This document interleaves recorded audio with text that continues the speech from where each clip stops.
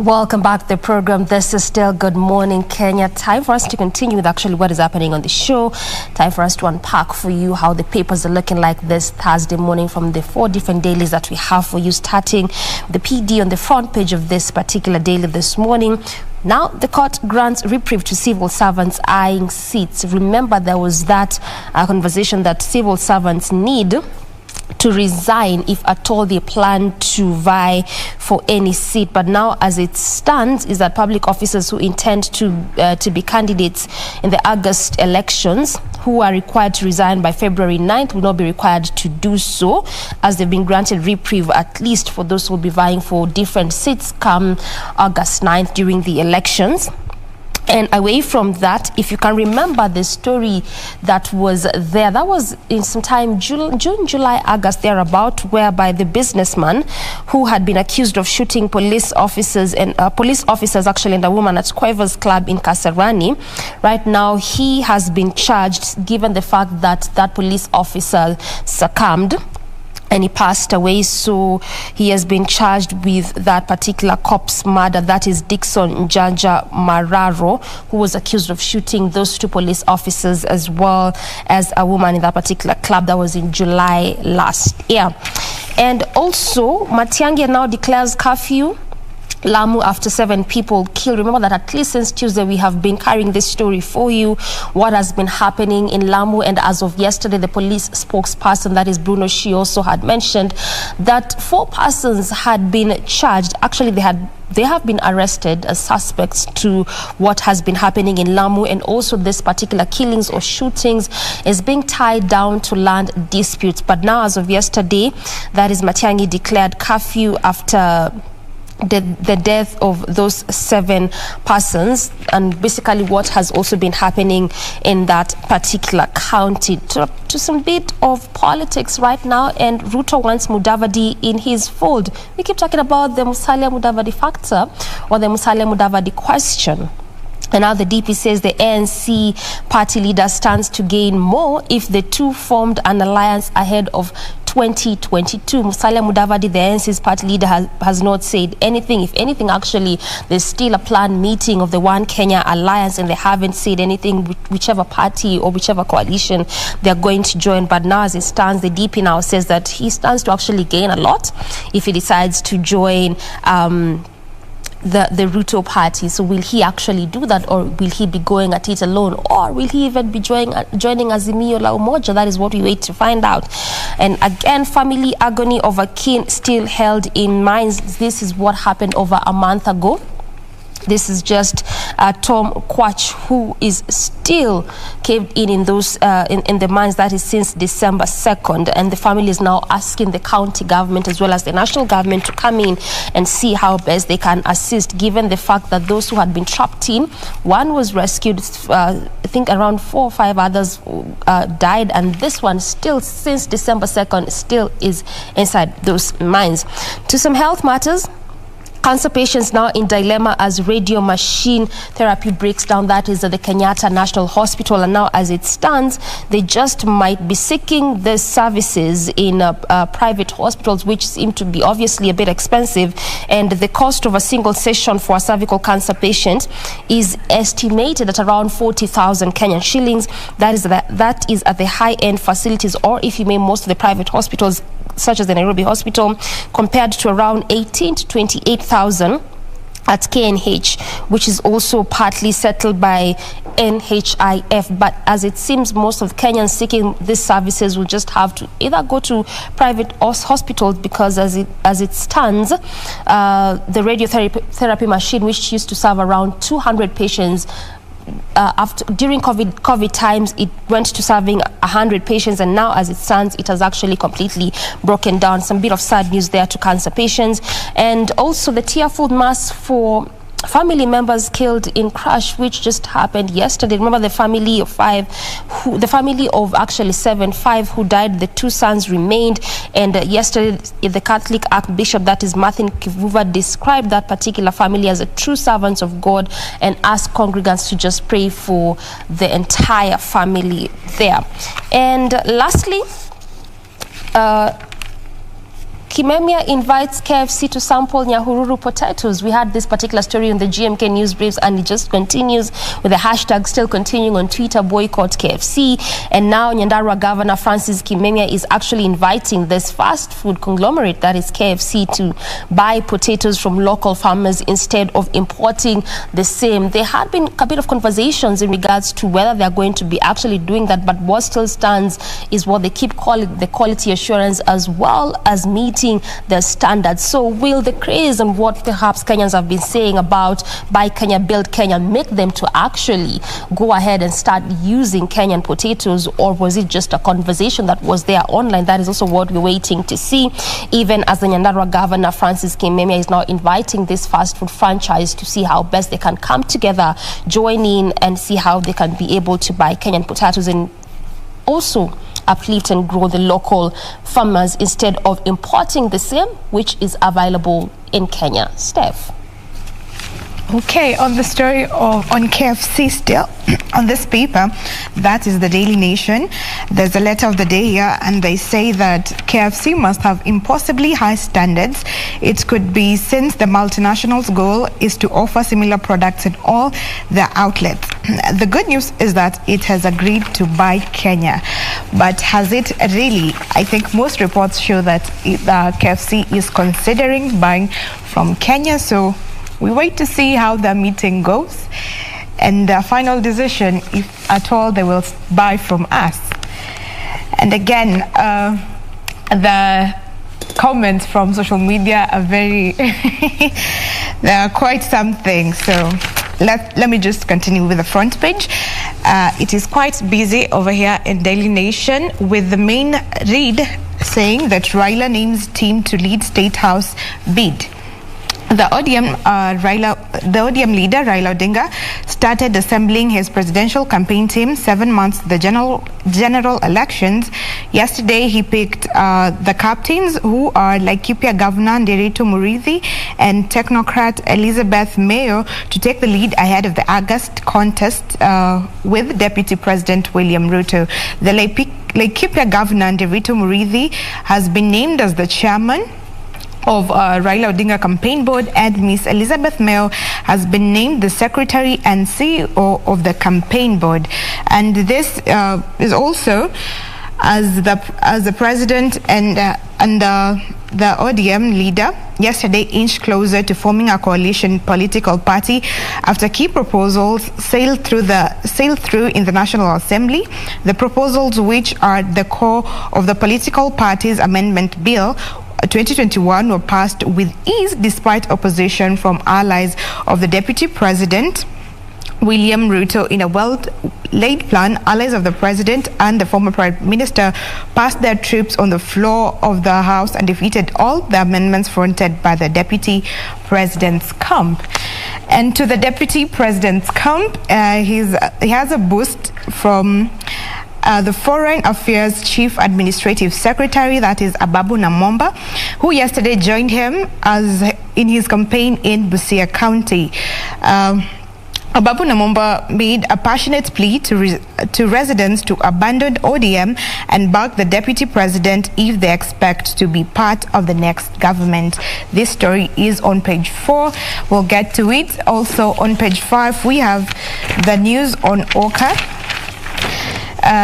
They say that they are united and strong, and the principals deny signing secret deals with DP Ruto or ODM ODM leader Raila Odinga. They also added that they would soon retreat to receive a technical committee report that will help them pick their presidential flag bearer. Also, Mudavadi said that he didn't send Ruto to Mumias because the DP told the crowd in Mumias that he had spoken to the ANC leader, adding that Musalia Mudavadi cleared him to grace the occasion, so he denied this. Still on the front page, we have an interesting story on Kenya's best and worst communicators in 2021. They say the year brought into focus the importance of communication at an individual and corporate level, and this analysis included some organizations that played critical roles during the pandemic, some of which are going to be key in 2021. This story is on page 10 of the Daily Nation, and I'm going to just highlight some of those that have been named. The best communicators, we have Dr. Lois Acheng Ombajo, and she's described as calm, knowledgeable, and connecting. We have Dr. Rose Mutiso of Communicating Research, who communicates research. Dr. Mutiso is only an energy researcher and co-founder of the Mawazo Institute. She is also a policy advocate on energy innovation and the environment. We have Justice Joel Ngugi. Law doesn't have to be complicated, they say. That's a description that has been given. We have General Robert Kibochi, an authoritative communicator. We have Dr. Mercy Mwangangi.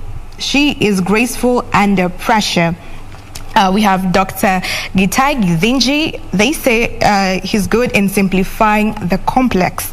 We have Kwame Owino. He's an economist who has managed to introduce economic theories and practice to a mainstream audience in a language they can comprehend. We have Khalid Hussein, an authentic advocacy. Mr. Hussein possesses authenticity when he communicates. He does come across as genuinely concerned about causes and people and the people he advocates for.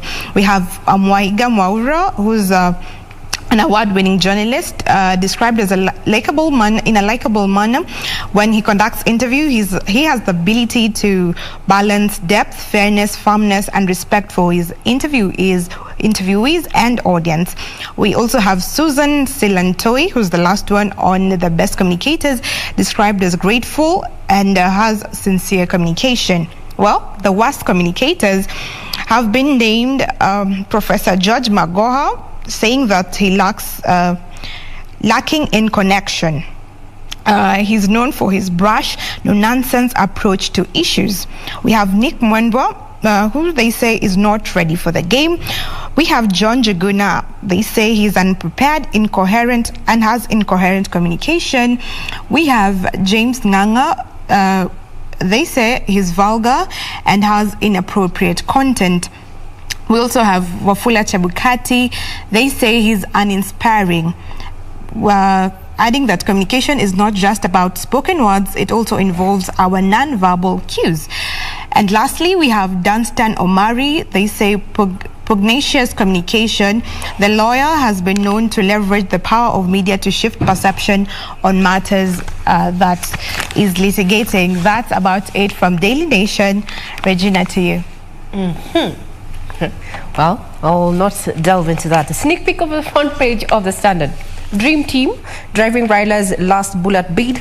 ODM leader is taking no chances with his 5th stab at the presidency. Yesterday, he unveiled a campaign board 7 months to the election, affording him time to organize his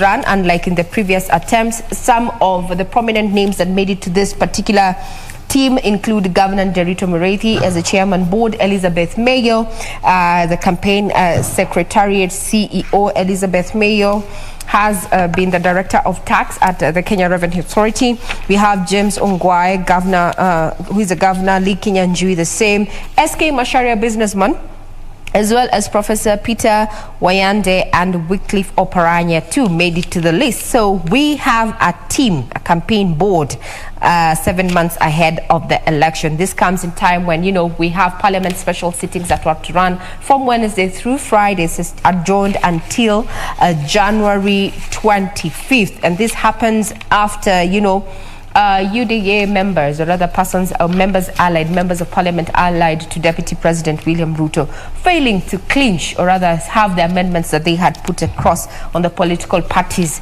amendment bill of 2021 sail through.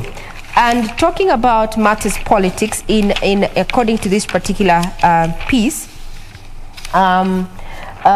conversation is around, so what is the way forward? What is the way forward? Now, Now, according to this particular paper, you can get a copy, is that it says that Uhuru and Raila are now planning to zone some parts of the country to have certain parties perceived popular identify candidates to run on the movement ticket. In some areas like Nairobi, the parties under the new movement will conduct joint nominations, and this is Azimio la Umoja, so to speak. So there's so much that is going to be happening now. The handshake partners have already whooped Ruto's side, but does it mean that Ruto and his side is down and out? We will be keeping tabs on that. So according to the amendments that sailed through it, that it implies that parties seeking to enter coalitions will have to deposit such agreements with the Office of the Registrar by April 9th. The Independent Electoral and Boundaries Commission has since set April 16th to the 22nd to conduct the party primaries, so we have the days. So we'll be keeping tabs on that and how this continues to shape our political scene. Remember, this is the year where we're going to be having our general elections, and the date is August 9th. Also on the front page is that Education Cabinet Secretary Professor George Magoha finds himself under fire over school drug test. Remember, this is back to school, and there's been talk that, and that all those who are coming back to school, or rather returning to school, and there have been cases of misconduct and such, need to undergo a mandatory drug test. Now, according to Kahi Indimuli, he is of the Kesha National Chairman, he is as well as even Kupet, they have come out to strongly oppose this particular directive, with the Education Cabinet Secretary George Magoha for supporting the mandatory drug test for high school students. These stakeholders have come out to say that it is illegal. They include parents, teachers, lawyers, counseling psychologists have also expressed shock into that. And to just quote Kahi Indimuli of Kesha, the Kesha National Chairman, he says this is a matter that should be negotiated at a school level with concurrence of all stakeholders, because it is not a ministry directive. On the other hand, Omboko Milemba, the Kenya Union of Post-Primary Education Teachers, KUPET, says this act is unprofessional and illegal. It is not also in the line with training of children. It violates the Children's Act and must be stopped. So will it sail through? This is the back to school season. KBC Channel 1 has been doing various spot checks on our schools, and to just look at what is happening when school is reopening. It's a week-long exercise and will be culminating hopefully by Friday. So is this going to be affected or not? Sharp criticism there over that particular the support by the ministry cabinet secretary there of education in regards to demanding drug tests for all those students returning back to school, especially in schools, high schools that have demanded this of their students after matters of insecurity there and misconduct. Potato wars have also found themselves on the front page of this particular daily, and there's a special report that has been put out on page 4. Just highlights how the government has let down the Kenyan farmers in as far as matters potatoes are concerned. So in a nutshell, according to the National Potato Council, and I'm reading quote unquote, is that the limited traceability is attributed to lack of suitable legal framework that provides for mandatory registration of all potato dealers and integration of information system among the relevant regulatory authorities. Now, increased potato production has been part of President Uhuru Kenyatta's plan to ensure food security as part of their Big Four plan. And the plan is for the country to increase the production from the current 1.6 million tons to about 2.5 tons by end of this year. That is the target under, the food security Big Four plan.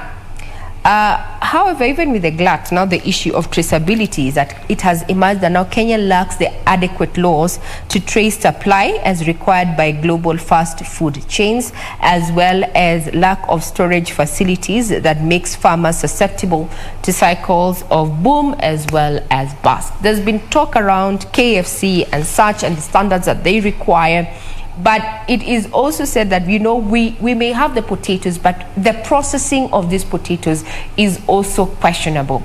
This particular franchise uses frozen potatoes and demands the Marquise seed, or rather potato make, so to speak. However, we do not have this particular processing plant to freeze these potatoes. So this is a particular story that has been put out in detail to just read and understand exactly what is been happening. That's just a sneak peek of what we have on the front page, and just to highlight what has been making center stage as far as the standard is concerned. Doreen. And even as you talk about the standards, when you talk about the frozen potatoes, perhaps this is just why they keep calling about quality assurance and maybe the different standards that they want. But away from the potato story, let's now come to what truck drivers are crying. This has been actually happening since the year began, and yes, we know the Ministry of Health here in Kenya especially has really been calling out that Kenyans need to get vaccinated. It is necessary. And also on Tuesday, as we looked at the new year resolutions of the DGWHO, is that part of what he wants to do is that want to ensure that by the time is actually mid this year, countries need to at least have vaccinated about 60% of their population to see how best they can curb COVID-19. But even at that, long-distance truck drivers along the Mombasa-Malaba highway have now gone on strike. And this is to protest the 3,600 Kenyan shillings being imposed by the Ugandan government when testing COVID-19. In the country here, it is actually free, but now it looks like they're being asked to pay 3,600 Kenyan shillings just for them to be tested for COVID-19. And again, we know how important it is for these truck drivers in terms of ferrying of most of these goods or products, and a good number of them are also perishable. And they also lamented that the newly introduced fee was too expensive for them. The agitated drivers stated that it was only in Uganda where they were being charged, while the testing was free here in the country as well as in Rwanda. The drivers have also created a huge jam that has now stretched for over 80 kilometers. That is from Malaba to Kandunyi in Bungoma County. One of the truck drivers, that is Nicholas Kipto, said that those who have been paying for that required amount were not even issued with receipt even after payment or even after that particular vaccination. And Kipto has now since appealed to the president and his Uganda counterpart, that is Yoweri Museveni, to intervene and address their plight, saying they have been unable to move with their business. And just as I mentioned, most of those goods that they get to carry, a good number of them are perishable. So just it's like a double loss for most of these truck drivers.